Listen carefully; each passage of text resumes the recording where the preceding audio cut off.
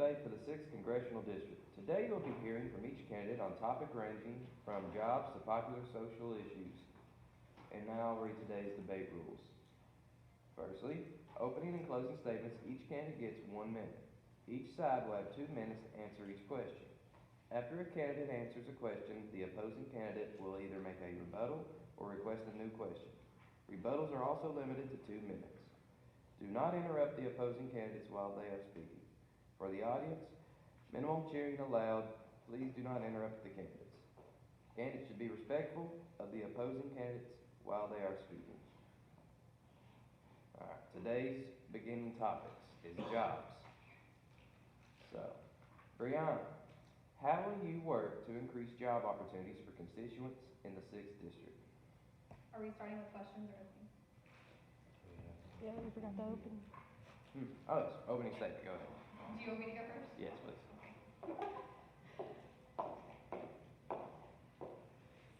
Good morning. My name is Brianna Palmer. I was born and raised right here in Madison County. Currently, I'm a junior here at EKU, captain of the mock trial team, secretary for our Student Government Association. I sit on the Student Disciplinary Committee, and I intern at a law firm. But today I'm here as your Republican candidate to offer the 6th District someone with the confidence and conviction to make these tough decisions for our Commonwealth. It is my wish to hold this office to fight for our citizens, a safer community, the opportunity for better education, and a stronger economy. We can do this by strictly enforcing drug and substance abuse laws, increasing funding for educational programs to ensure that each person is ready for the workforce when they arrive there, and by providing better job opportunities. My mom, she always told me to fight for what I believe in, and that's what I'm doing here today. I hope that you will support me in this endeavor and elect me as your 6th District representative. Thank you. Haley.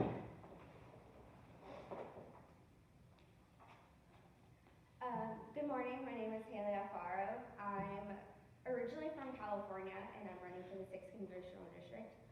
The real question is, how can we take Kentucky a step further together? For the past 6 weeks, Ms. Palmer and I have been running for the 6th Congressional District and visiting the classroom to hear the voices of our citizens. I have been astonished by the voices of our citizens and enthusiasm and authenticity.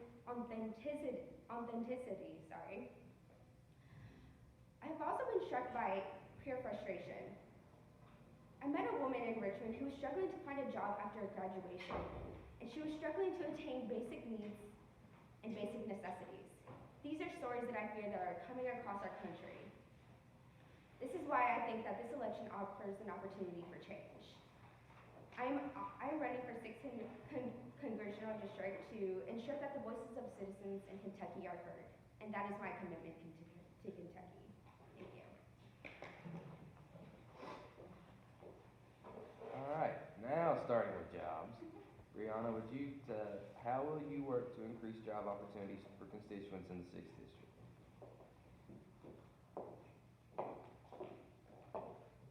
So I think when addressing job opportunities here in Kentucky, it's very important to address our agricultural needs. Kentucky has, in its existence, been very based on farming and everything like that, but we're also running into issues with the coal industry, because as many of us know, that is a large portion of where our jobs come from.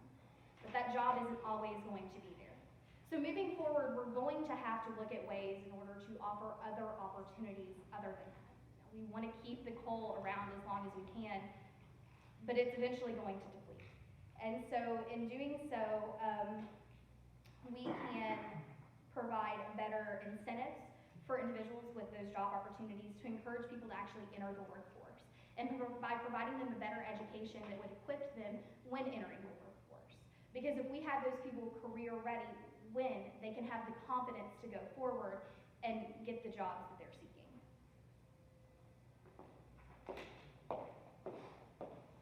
Second question, would you like me to repeat? Yes. How will you work to increase job opportunities for constituents in the 6th District? Well, to start, I would like to start by saying that our employment rate is fairly low currently. Currently, we have a 4.5% unemployment rate in the state of Kentucky. So my plan is to lower that rate as much as possible. In terms of creating jobs, We want to invest in small businesses in local communities. This is currently a prime time for small businesses, which, as we know, keep the economy moving forward. Not only will additional funding into local communities be beneficial, but also not placing heavy restrictions on small businesses. We also want to decrease this percentage through the integration of technology as well as public transportation. Several citizens struggle to go to their jobs because there isn't any transportation for that. In addition to investing into local communities and transportation, we want to have easy access to internet as well. By doing this, we will not only be able to provide more job opportunities, but we will also allow our rural communities to continue to grow. If job opportunities and transportation are available to those in rural communities, similarly to more populous cities, they will not have to relocate from their homes. We want to increase the quality of life for all Kentuckians. We don't want to deprive our rural communities. By making communication more accessible, tourism will rise and Kentucky will continue to strive.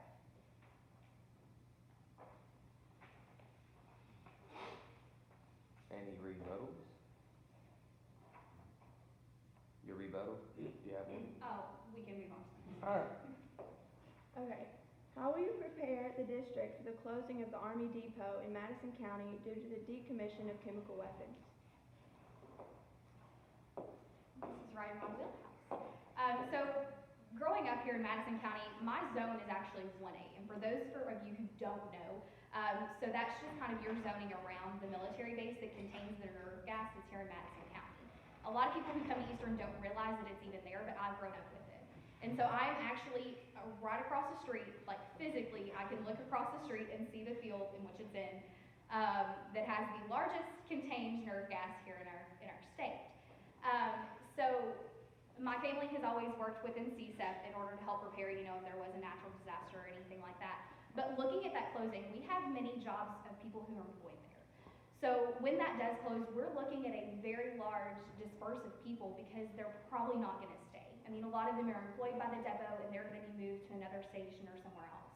So we're going to have to face that. But the sheer amount of land that the Army depot owns is absolutely insane. And you can't really use it for farmland because it's been contained with nerve gas. And I don't know about you, but I don't want to eat a cow that's been eating grass that's grown where the nerve gas was.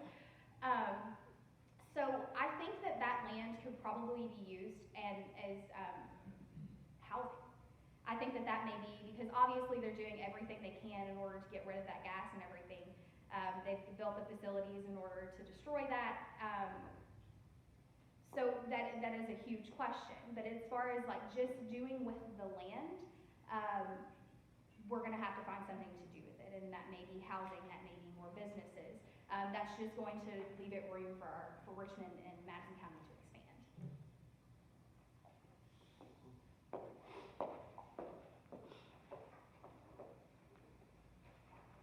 Do you want me to repeat the question? Please. How will you prepare the district for the closing of the Army Depot in Madison County due to the decommission of chemical weapons? Well, as my opponent said, it is true that a lot of citizens in this particular land, in this area, depend on these jobs as a major source of income. I also agree that we want to create a different way to use this land. Like she said, that it is harmful if agricultural is used on this land because of the nerve gas, sorry. So in my opinion, I think that we should create a solution to this by possibly implementing more businesses or creating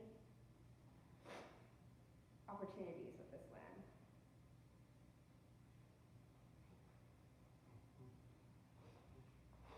Okay. Moving on to education.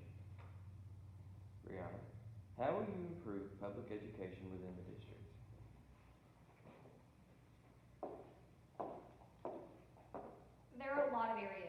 ensure that we can improve public education.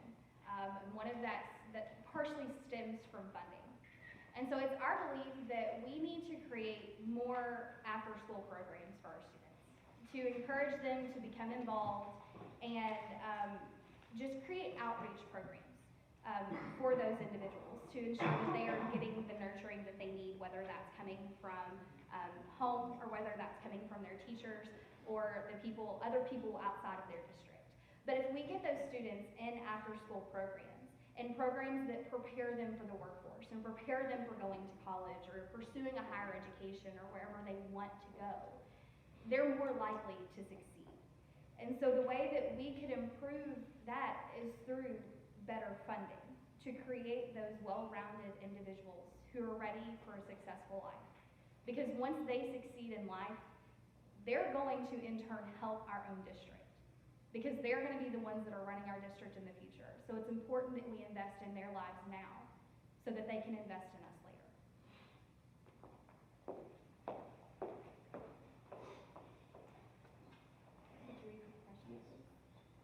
How will you improve public education within the district? There are several ways that we can actually improve public education, and one of the main priorities, I believe, is the safety of all students. I do believe that we should have common sense gun laws, and I think that the safety of the students in public schools is actually the main priority. But also there are different programs that we can implement into the public administration as well. We can continue to fund programs such as the National School Lunch Program, where students will have the opportunity to enrich their lives or education instead of worrying about being hungry or how they will eat that day. Studies have proven that children are distracted, unable to focus when they are malnourished. Another way I would like to improve our schools is by increasing funds to public systems. This will increase funding for textbooks, new technology, and school involvement. Many students, especially those who rely on the school bus as their major source of transportation, do not have the opportunity to be involved in sports and various other enriching extracurricular activities. Schools with mostly rural located students are unable to sustain various programs due to the lack of involvement. If transportation was available a second time in the afternoon, this would give the advantage of several students to become involved with their school, after school, and extracurricular activities. As I said, promoting safety is an additional way to benefit the education system. I also plan to equip all classrooms with a door securing device, which has proven to be effective in non-entry and is fairly inexpensive. Lastly, I understand my opponent wants to increase funding for schools as well. However, we've seen through representatives such as Matt Bevin, a Republican, who agrees on decreasing funding for schools and wants to cut it. But I will ensure that doesn't happen. I will ensure that public schools have increased funding for certain programs and certain activities.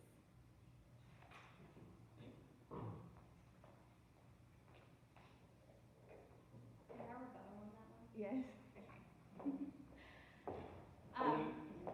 So it's important to note that not all politicians are the same, that we all have our own beliefs and we all have our own opinions, and I believe that funding higher education and education for just general education is very important.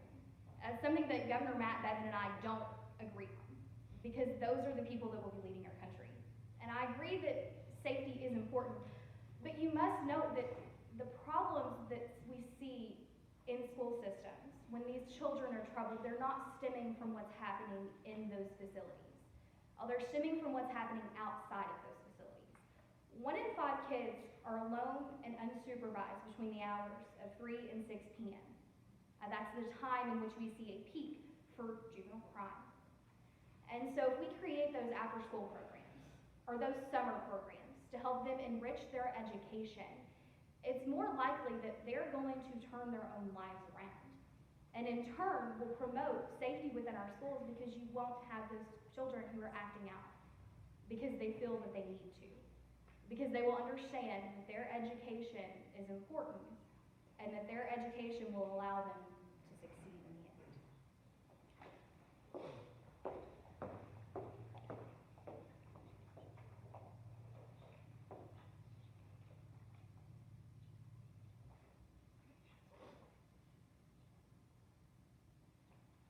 Okay, Haley, do you want to rebuttal or? Yes. Okay. So, I agree that not all politicians are the same. However, this trend of decreasing the fund for public schools is a trend that we see among the Republican Party. I'm not stating that every Republican has the same belief or has the same views. However, as a Democratic nominee, that I will ensure that funding for public schools will continue. Because I agree with implementing these programs in the summer, implementing after-school programs, and implementing the school lunch backpack program.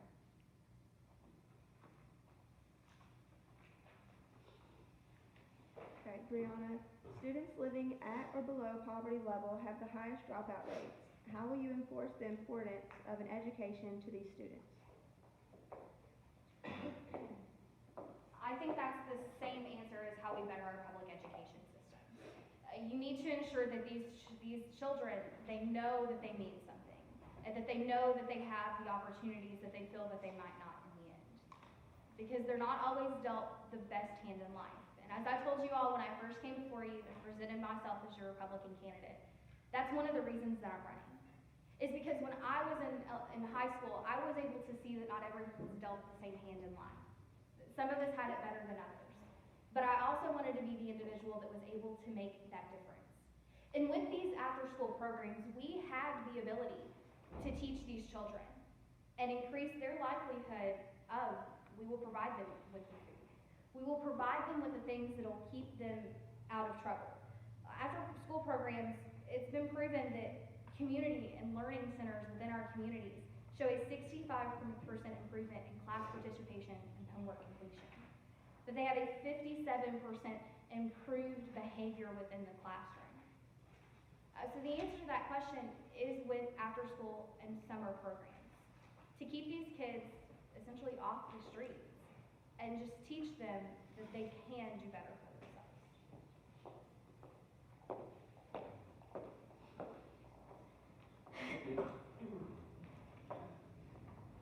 Alright, students living at or below poverty level have the highest dropout rates. How will you enforce the importance of an education to these students? Well, I think that a major influence is leaders like ourselves. I think people who are influential leaders need to influence these students that they need to further their education. I also believe that this also connects to the funding for public schools, how we need to fund for after-school programs, we need to fund for extracurricular activities, and also for transportation for these students to be able to go back and forth during their activities. Coming from a family, my mother was a high school dropout, and it was because she got pregnant. And she influenced me not to make the same decision and to further my education, to better myself, and to better those around me. So that's what I believe that we should have. That's the message I think that we should be able to provide to all students, especially those who are considering to drop out. I think it's important that we give the opportunity for these individuals to strive and to succeed in order for them to become successful.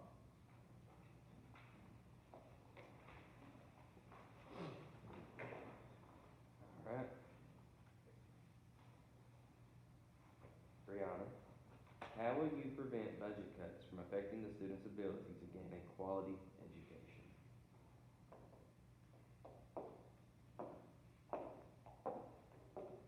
So as we've seen the impacts of budget cuts on this campus, and we know that in the end, our economy has its ups and its downturns. So the budget cuts that we've experienced are inevitable. We will have those periods. But the way in which to make the most of those is maybe looking at rearranging what that money is spent on. There are more than likely, and I've not sat down in the nitty-gritty and analyzed this budget and know exactly what amount goes to what. But in the end, our education does receive a lot of funding. And so if you look at that as a whole, there may be a way to rework that budget, to reallocate that money so that it's going to where it needs to go, and that it's helping in aspects that it needs to help in order to prevent a drop-off or a lack of funding for a certain area. And so by reallocating that money as a whole, you can ensure that it's equivalent in its abilities to help students.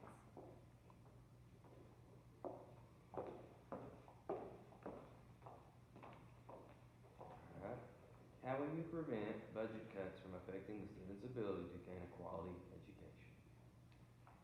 I think budget cuts are one of those things that causes a lot of conflict, especially on campus, because certain organizations or certain clubs don't have the proper finance to do certain activities or to fund certain events. Therefore, I think it's fair for us to reallocate this money and create a different system where we can separate this money and place it among all these individuals. I think it's fair for all these organizations and all of the students, clubs and organizations have the opportunity to do what they want to do. And I think that's what our main priority is.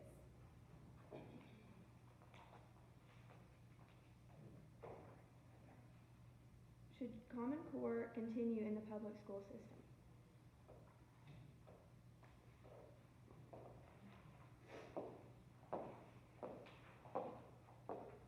So I have twin brothers who are 13. They're in the 7th grade. And so I have personally watched the difference in their education and my education. Because I wasn't taught with the Common Core methods that they're using now. And I can say, like, I can't really necessarily help them with everything that they're doing because it is so different than the way that you and I were taught when we were in elementary school and middle school. So I think the combination of Common Core and standardized testing insinuates a level of competition that within our school systems. And instead of that level of competition, I think it needs to be more collaboration and support among those individuals. So I don't support Common Core. I think that in essence, the idea was great. The idea of having that standard for the students and for the way things were taught was very good. However, the way that it's playing out in our classrooms, we're not seeing the benefits of that we thought we would when it was implemented.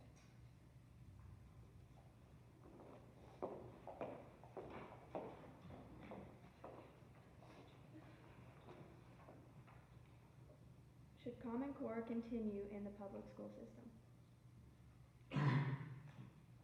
I do think that Common Core should continue in the public system. I think that it is a very important aspect in our education system.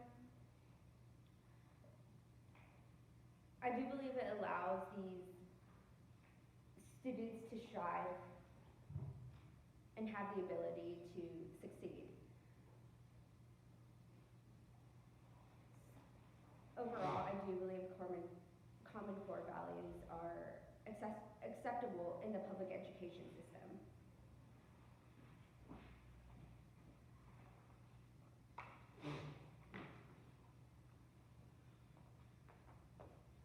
Alright, moving on to another topic. We're going to tackle gun control. Alright, Brianna, do you believe that there should be increased background checks for purchasing guns as well as mental evaluations?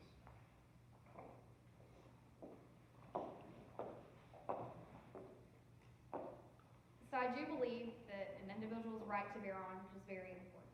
And that's not something as representatives in the legislature has the right to away from us. However, I do feel that we see an adverse effect of that, and that because of that, there do need to be some stricter regulations on the ways in which we obtain our weapons. I do believe that people should have to go through a background check, because if they're more likely to involve themselves in criminal behavior, then they don't need access to the weapons that they're getting access to. As part of that, they're going to check for felony convictions, dishonorable military charges, unlawful immigration statuses, open warrants, or domestic violence and drug abuse. It's those people who are more likely to take those weapons and use them for the wrong reasons. Because the majority of people here in the state of Kentucky who own their weapons, they use it for hunting, or they just have a collection of them because that's what they were raised with. It's just common culture. So we don't have the right to take that away.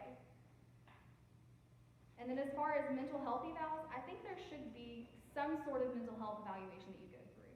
Whether that's just filling out a form and it's sent off somewhere and they evaluate it. It doesn't have to be very extensive. You go to a psychologist and you sit down and you have the full evaluation. Because people can come in and you can tell they may be off their rocker.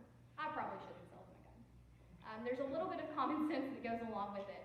But I do believe that background checks and mental evaluations are something that are very important when assessing an individual's intent with a gun. And so that's important when assessing whether they should actually receive that gun.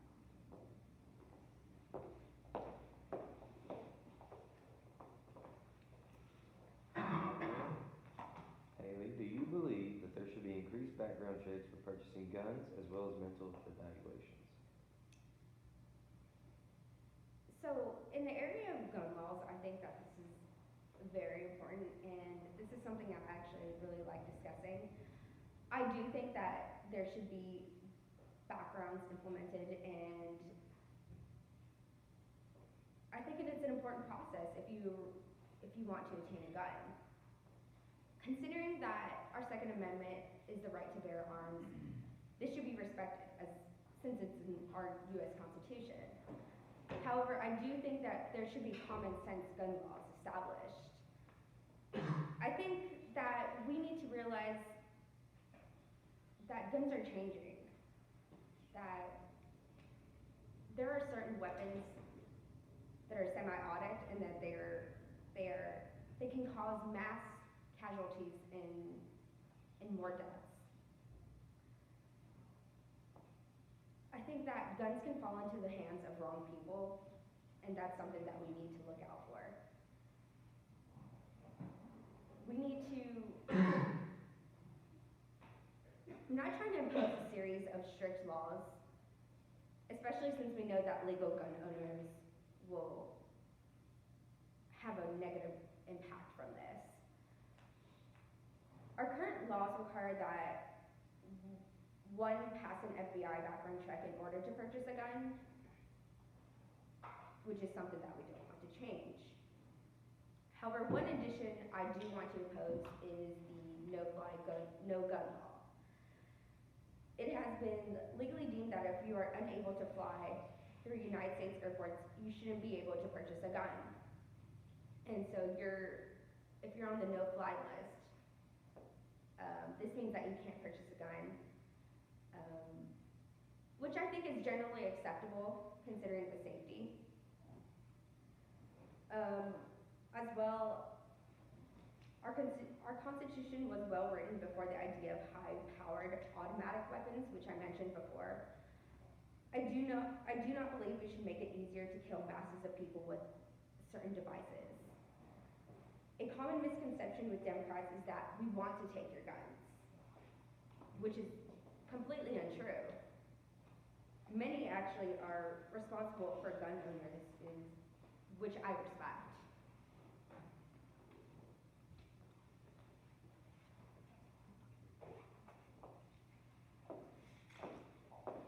So Kentucky does not require private firearm sellers to initiate a background check on their customers. However, if it is a federal firearms dealer, they do require that through the federal database. So I believe that it's important that every firearm dealer initiates this process. We obviously have a database, and it wouldn't take that long in order to conduct those. It's gonna be a change, and it's gonna be a process that probably takes a while to implement among all of our firearm dealers. However, it is important to ensure the safety of our individuals going forward. My opponent, she did bring up a good observation with automatic weapons. I don't believe that automatic weapons should be for public use. I don't believe that they should be sold within these private and the federal firearms dealers for general consumption. I if that's the right word. But general purchase by individuals so that they're just floating around. Shotgun or rifle, whatever you may, that way is completely acceptable. But nobody needs an automatic weapon just sitting back in their closet for any other reason.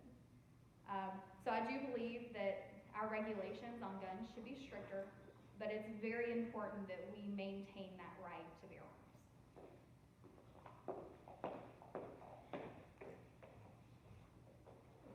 Yeah. So, I agree with my opponent that we should have common sense laws and we should restrict on these automatic weapons that cause mass casualties. We also have to realize that there are a large amount of gun owners who have the possession of a weapon in their household and can fall into the hands of people who are in the same household. There have been a number of suicide attempts by teenagers because they were in the area of the possession of a certain weapon from their parent, from their family member, brother or sister. So this is something we should also consider and something that we have to create a solution to as well. How can we stop this and how can we stop this from occurring? What gun laws we should implement while respecting the right to bear arms as well.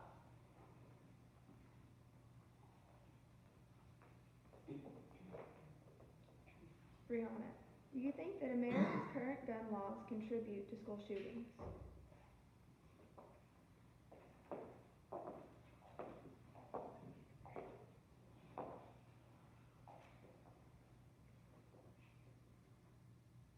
I think they play a part. So statistically speaking, school shootings are more likely to occur in areas that have gun bans, where they have the strictest laws on guns. So there's no way to prevent people and other individuals who aren't supposed to have guns from having access to them. If they really want that weapon, they're going to find it one way or the other, whether we ban all the guns or whether we increase the restrictions or whether we take away all the restrictions. They will find their way to get what they want.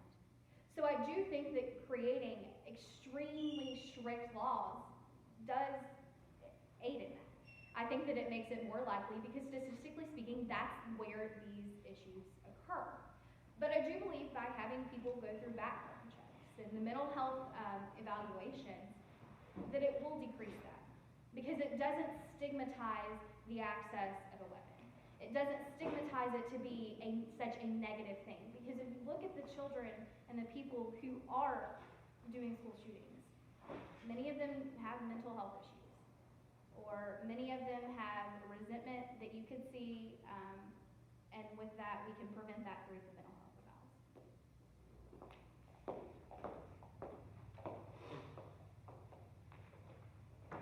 Haley, do you think that America's current gun laws contribute to school shootings? I do. Considering how many mass shootings have occurred within the past year, within the past few years, it says something about the gun laws that we have established in our country, and it states that we need to do something more about it. We need to establish common sense gun laws. For instance, it wouldn't be necessarily appropriate to provide a teacher with a gun. Like we all agreed on that there are certain occasions where a mentality will affect us.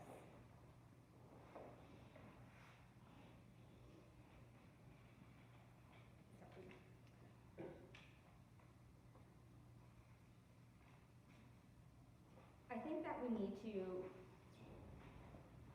all agree upon one common conclusion. That there needs to be stricter gun laws established in our system in order to,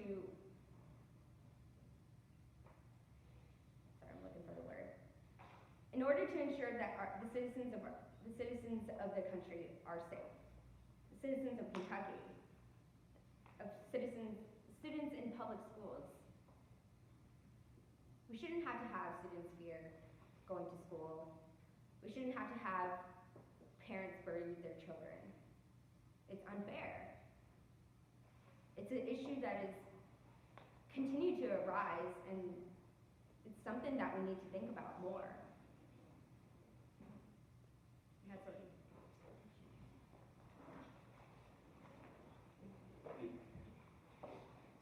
All right, Brianna. Given the current climate, should teachers be armed to help with prevention of school shootings?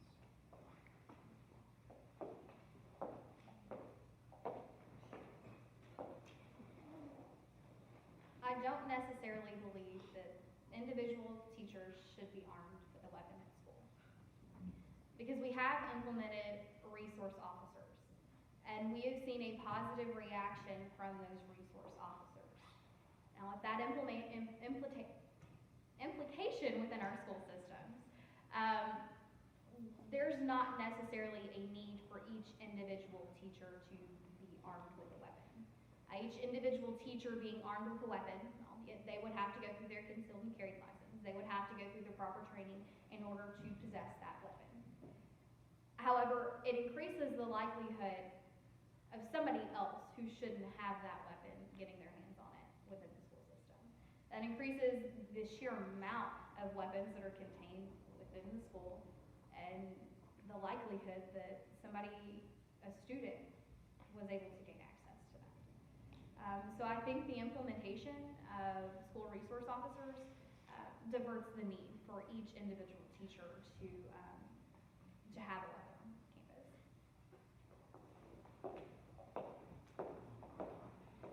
Haley, should teachers be armed to help with prevention of school shootings? I'm sorry, can you repeat that? Should teachers be armed to help with the prevention of school shootings? Like I said, I don't think that it is appropriate for leaders in our education systems, those who teach the students to have the possession of a gun. And I understand it comes in a way to protect the safety of our students.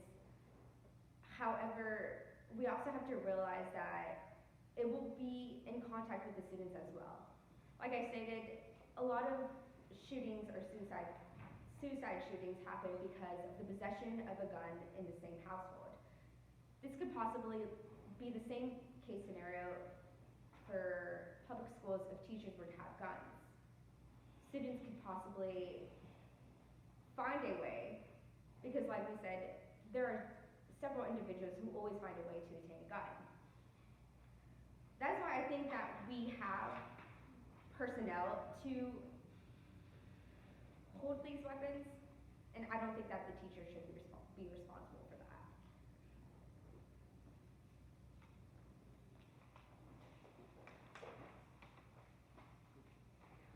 Okay, moving on to public safety. Brianna, in the current climate of our country, what are your thoughts on police brutality?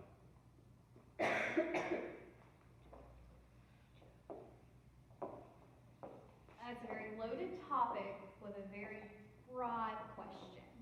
So actually, during my time here at EKU, I've taken the politics of police violence over in the criminal justice building. I don't know if anybody in here is a CRJ major. That class in and of itself is very eye-opening. Now, police brutality does occur. However, you cannot judge the masses on a few bad apples. It all stems back with individual prejudice. And the individual prejudice that is pushing itself onto the whole. And so I believe that in order to prevent police brutality, you implement better training for our officers with relation to their prejudices. and their biases. I think that more action may need to occur if there is a common occurrence and a common thread of those violent behaviors or those oppressions or biases or prejudice appearing within their job.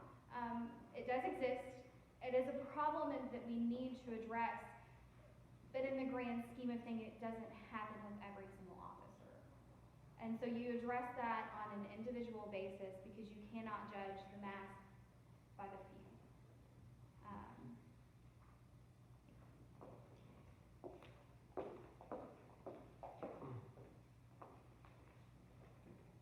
In the current climate of our country, what are your thoughts on police brutality? So this is actually a subject I'm very familiar with. I actually minor in criminal justice, and I take a class on the ethics of criminal justice. And I've learned that corruption among police officers is caused by various factors. Ms. Palmer stated that you cannot blame police corruption on one bad apple. However, if there's one bad apple in the patch, it can lead to the rest of the apples becoming bad as well. For instance, there are a lot of small town police chiefs that have a bad influence on their department, and this influences their decisions on the police officers as well. I think that police brutality is one of those issues that some people don't want to acknowledge, but we need to. We need to address this problem.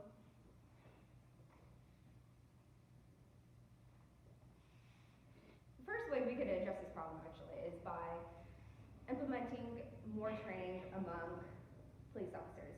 And one of the things I actually noticed is that we could actually implement cameras on the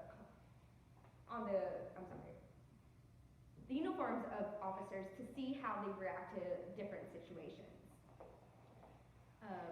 For all we know, there are several occasions that have happened where police brutality has occurred, but we aren't aware of it. We've seen several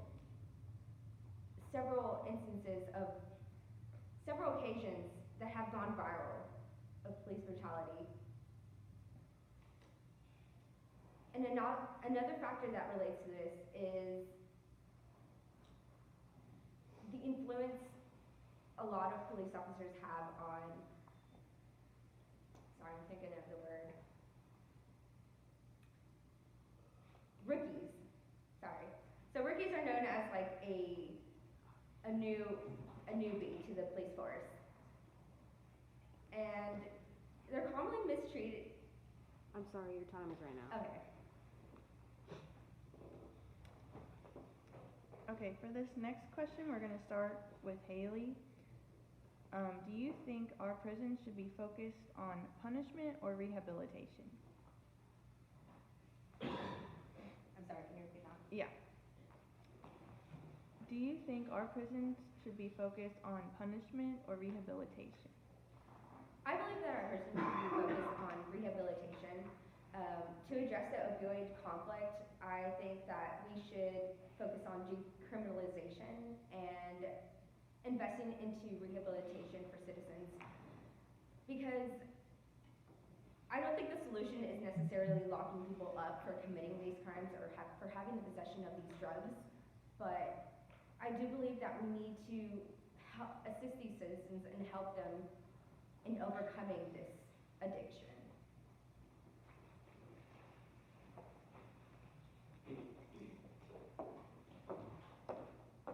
Would you like me to repeat the question? Yes, please.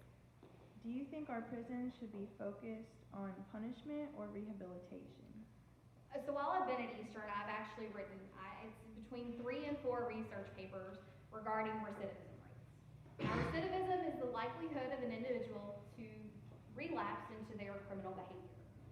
Here in America, we have a very high recidivism rate, and that's something that needs to be addressed. Now, I don't necessarily think that you go all punishment or you go all rehabilitation.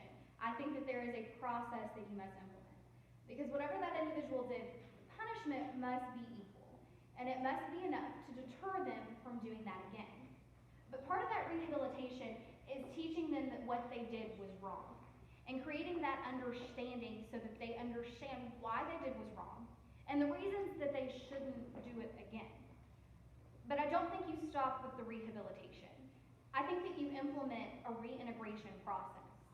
Because if somebody is in jail for an extended period of time, life goes on outside of that. We all continue even if somebody is locked up in prison.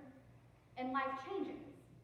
If somebody's in prison for 10 years, the world in which they are released in is completely different from the one that it was when they entered the system. So I think a reintegration process to ensure that these individuals have the ability to get another start, because it is hard as a criminal to get another job. But I think if we aid in that process and we help with that reintegration process, that's going to give them the opportunity to make a change, to understand what they did was wrong, to implement new behaviors and new ideals within their own lives, and have them the opportunity they need in order to succeed.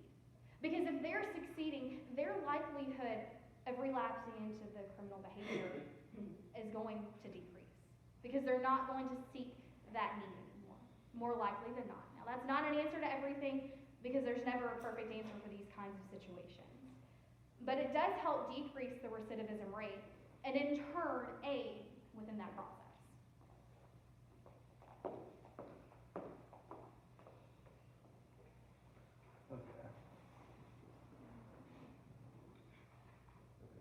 Continuing, this kind of stems off from what you just said, but should possession or use of currently illegal substances be a punishable offense with jail time?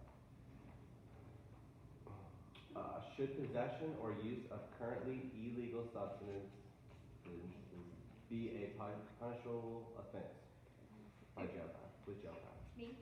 Okay. I was like, I don't know exactly what you're asking. Is it Haley? Okay. Yeah. Yeah. Repeat it one more time. Should possession or use of currently legal substance be punishable offense? I think that's one of those things that we have to think about, that all of us make mistakes at some point. And sometimes there are petty crimes, or there are certain crimes a citizen makes but shouldn't be punished for it for the rest of their lives. Harsher punishments are not the solution to this. If we put this on a record of an individual, they suffer from it for the rest of their lives. It has an impact on them getting a job, and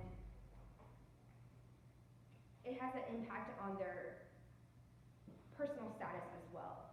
We look down upon these individuals for making these crimes, for committing these crimes. However, we need to understand that individuals make a mistake,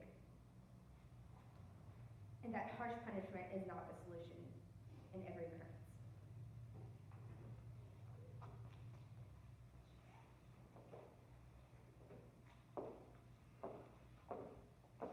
I know you've already done that twice. Yeah. One more time, please. Should possession or use of currently illegal substances be a punishable offense? Absolutely. It should be a punishable offense. They're illegal for a reason. Now the question is, to what extent is this punishable? You must ask yourself, there's a difference between having a little bit of an illegal substance and selling that illegal substance. So I think the punishment must be conducive to the crime in which they committed. Now for those lesser amounts of substance, I believe that a fine should be implemented, because that money goes back to our community. They pay it, and we can then use that to help our community move forward. But if it is a repeat offender, or if there is just a large quantity that it is undoubtedly that they are selling the substance to other individuals, I think it's punishable. Now we do have the issue with jail overcrowding. However, there's only so much you can do about that, because if these individuals are doing something that they need to be punished for, then they need to be punished.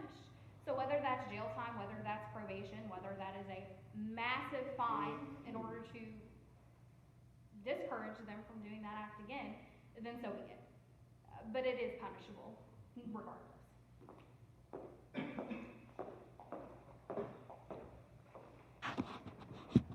Are there any rebuttals before we move on to the next topic? I'll have a rebuttal. Okay. So we do have to have punishments for certain acts of the possession of these drugs.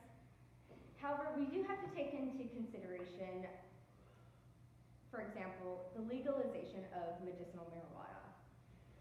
There has been a debate over this topic on whether it should be legalized or not.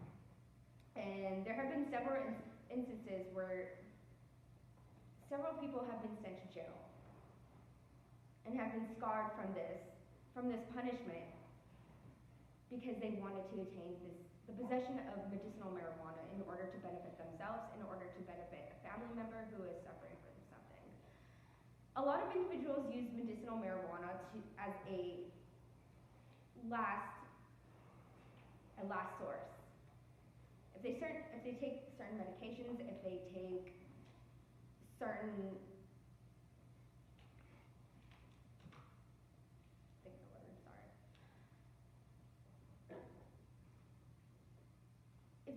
if these individuals have no other option and there's no treatment for what they're suffering from, medicinal marijuana is something that could be beneficial, because there are studies that have shown to be, for medicinal marijuana to have beneficial factors on certain diseases, on certain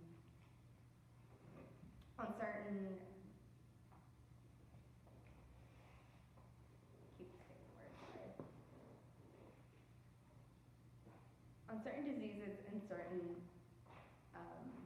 medical disabilities. That's the word, sorry.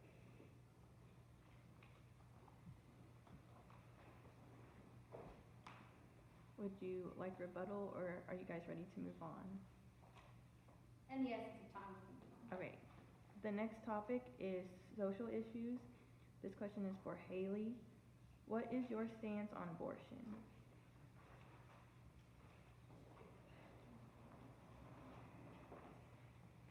So, my stance on abortion obviously starts with that I support the pro-choice.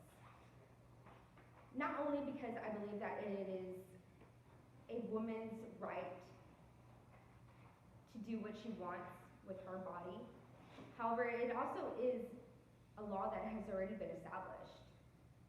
We already seen it in 1973 in the Roe versus Wade, yes.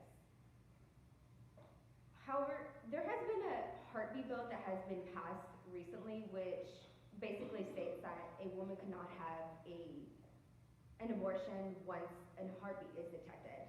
And I don't think this is necessarily appropriate, considering that a woman doesn't experience pregnancy symptoms until 8 weeks or possibly more. Some women do not even experience pregnancy symptoms until 6 months of pregnancy. So I also think that abortion should be available to victims who are of rape, sexual assault, and it's a right that all women should have.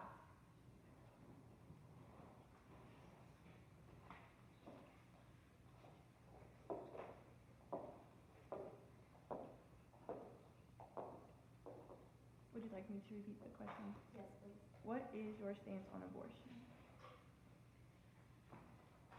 So, when my sister was trying to have a baby, she had 2 miscarriages. It took a very large toll on our family because she wanted to. Now, luckily, she has 2 children that are very young, but she had to stop after that because of the complications with pregnancy. Abortion is something that I feel very strongly about. She mentioned the law that was recently passed, and I was listening to the radio news this morning, and I don't believe that you should have the right to kill a baby after it has a heartbeat, because it is a baby. It is a child. It is something that doesn't have the right or the ability to stand up for itself, so somebody has to. From the moment that a child is concepted, it's a baby. It's a human being. It's meant to have a life.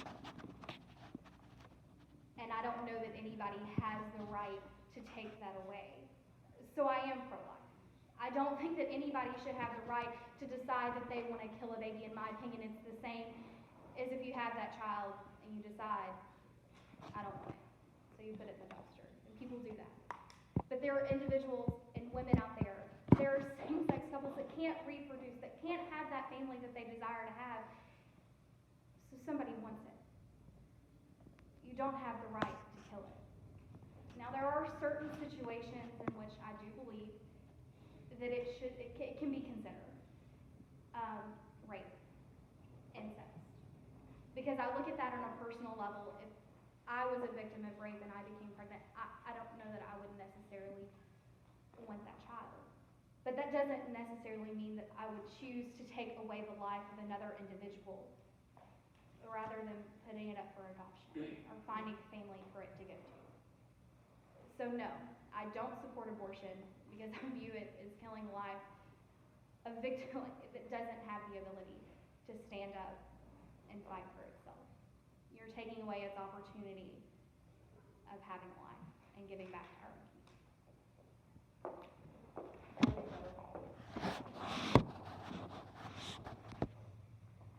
So, I support pro-choice because there are certain instances that occur where abortion could be the best choice. For example, I was reading an article that this woman was 22 weeks pregnant, and she found out her baby's kidneys were dying. And the doctor informed her that the moment her baby would be born, the first breath that they would take, they would instantly die. And so her choice was to either get an abortion or to have this baby and let it die. Now that's something that can scar a mother for life. That's something a mother doesn't want to see. A mother doesn't want to hold their baby in their arms and have it die. We also have to consider that, yes, adoption is a choice and it is a route to go. But however, there are a lot of children who are not adopted and then are sent on their own. Yes, if this child wasn't born, this child could have been a doctor or could have cured cancer, could have made a change in this world some way. However, we do also have to consider that this child could be brought into a life and could possibly not be loved. They could possibly not have a home, or they could suffer. And so these are also instances that we have to think of as well. And this is why it should be a choice.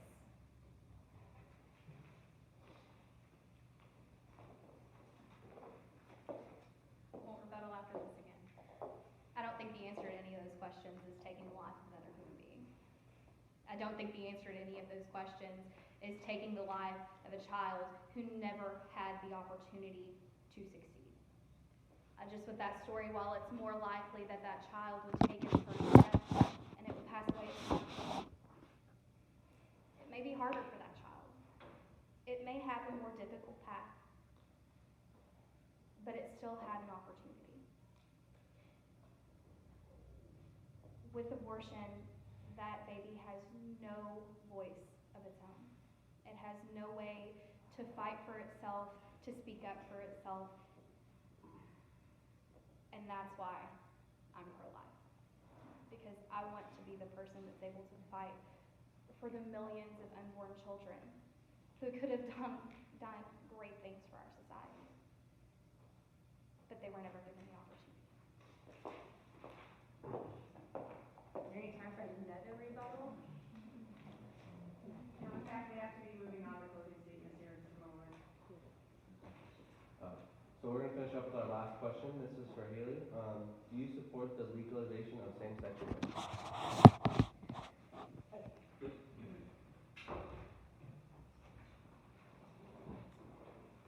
So same-sex marriage is one of those things I do support just because I think that we are all individuals and we are all part of the community, therefore we should all be treated equally. Discriminating against a person because of who they want to be with is not right. If a man wants to be with a woman, or if a man wants to be a man, that is their choice, and we cannot do anything about that. Regardless, people are going to want to have same-sex marriage, and there's nothing we can do about it. That's just a fact that that's just something that we have to agree on. So discriminating against an individual because of their like for the same sex is not right. It's just causing discrimination, and it causes inequality among several individuals. And we should accept these individuals into our community and make them feel welcomed, because it would be unfair to cause discrimination against them.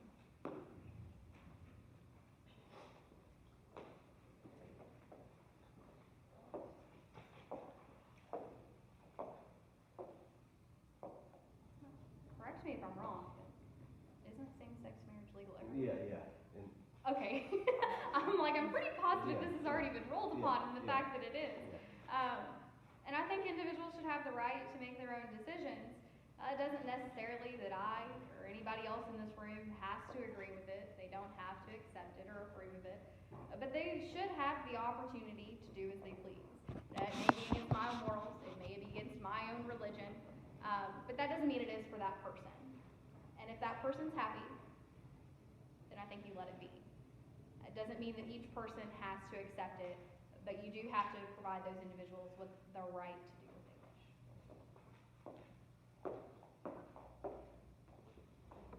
Any remotes? Alright, now we're at the time for closing statements. Haley, would you like to give your closing statement?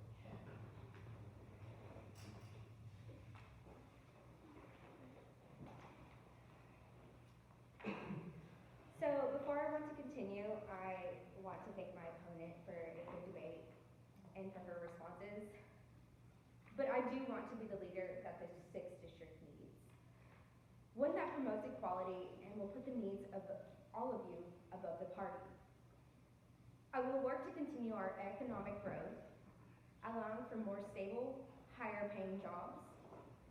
I'll combat the opioid crisis and shut down the no pills in Kentucky, improve our public education system, and invest in small businesses and local communities.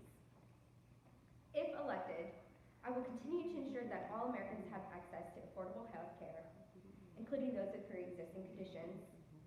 I will work for all the 6th district, rural and urban alike, and ensure that polarization doesn't divide the state. If you elect me on November 27th to be part of the 6th congressional district, I will ensure to take Kentucky a step further together. Thank you. Brianna, your closing statement? So y'all have heard a lot about policy, and I want to thank Haley for her participation in today's debate. I want to thank our entire media team for facilitating? There we go. Today's proceedings. I won't bore you to death with the policy. You all heard my stances. You all understand where I'm coming from. And I think it's clear that I want to provide you with a safer community, with a better education, and more opportunities to ensure that you can succeed. Because quality of life is essential. And by providing a better quality of life, each person does better. But like I said in the beginning, my mom always taught me to be strong, to work hard, and to fight for what I believe in. Well, I believe in the 6th district. I believe in each of you that are here today. I believe in fighting to make your life better because we have to stick up for one another. I'm asking you to consider someone who will fight for you, someone who is one of you, and someone who will go the extra mile to ensure that you have the quality of life that you deserve. I would be honored to be your representative for the 6th district because I know that each morning when I wake up, I would have something that I wholeheartedly believe in fighting for, and that's you. Thank you. I would like to thank our candidates for participating in the debate, and thank you all for coming. I hope this has helped your decision for the 6th Congressional District. Thank you all.